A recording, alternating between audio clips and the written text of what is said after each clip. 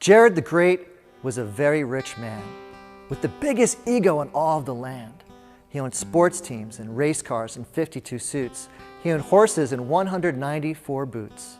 He even owned a beautiful yacht, for Jared the Great loved money a lot. But when Jared the Great went out his front door, he saw all he owned and he still wanted more. "I like what I have," he said with a huff, "but I'm afraid it all just isn't enough. With all that I have and all that I own, I'm still not happy," he said with a groan. Then Jared the Great set out on his way to buy something big to take his pain away. He saw diamonds and rubies, watches and furs. He saw cars that came in both his and hers.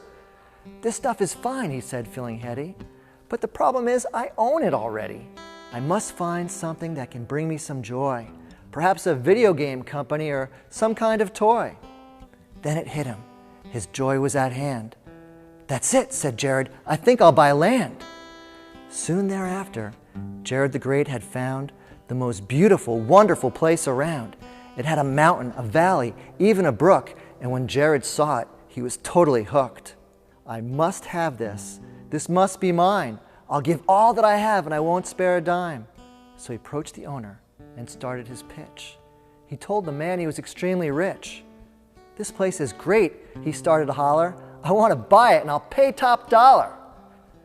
The owner paused and scratched his head. He scratched his chin. Then here's what he said. "Your offer is fine. In fact, it's swell. But this place you see is not mine to sell." "What?" Jared asked. "I don't understand. Your name is on the deed to this land. How can you say it's not yours to sell? Is this your land on which you dwell?" "Listen, my friend, you don't understand," the man said to Jared, extending his hand. "The valley, the mountain, the watery brook, the livestock, the clothes I hang on my hook, everything I have, everything you see, everything was given to me.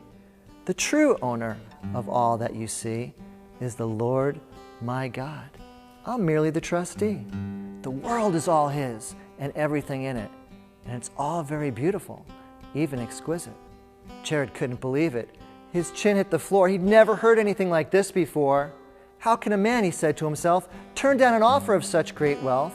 And to make matters worse, this man claims it to be that God owns everything? God, not he?" Then something happened to Jared the Great, something very special that sealed his fate. Jared looked deeply into the man's eyes, and what he saw there took him by surprise. The man's eyes were happy, filled with cheer, with not a hint of sadness or any fear.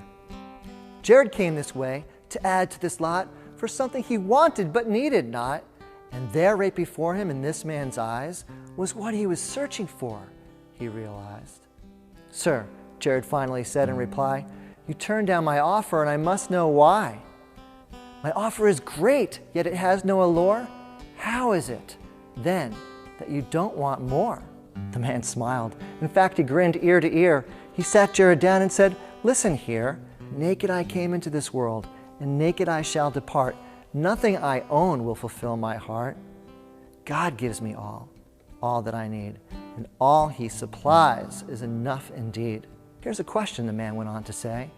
"What if I offered you true riches today? Riches that satisfy and promise to grow. Riches so wonderful they'll overflow." Jared's eyes grew wide. His head started to spin.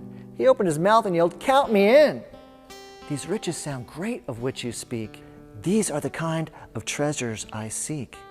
The man knew exactly what to say. He knew his words could take all Jared's pain away. If you want true riches without wanting more, sell all that you have and give to the poor. Then you will have something of great worth.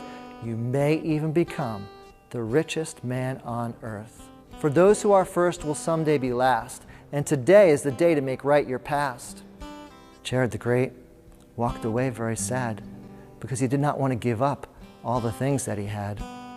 But well, years later, the people do say, Jared sold all that he owned and gave the money away. To the hungry, the naked, he gave his loot. To the widows and the orphans, the destitute. Jared the Great proved to be a wise man. His life now has purpose, and he's living God's plan. And Jared now has joy and peace in his heart because he's serving others. And that is the very best part.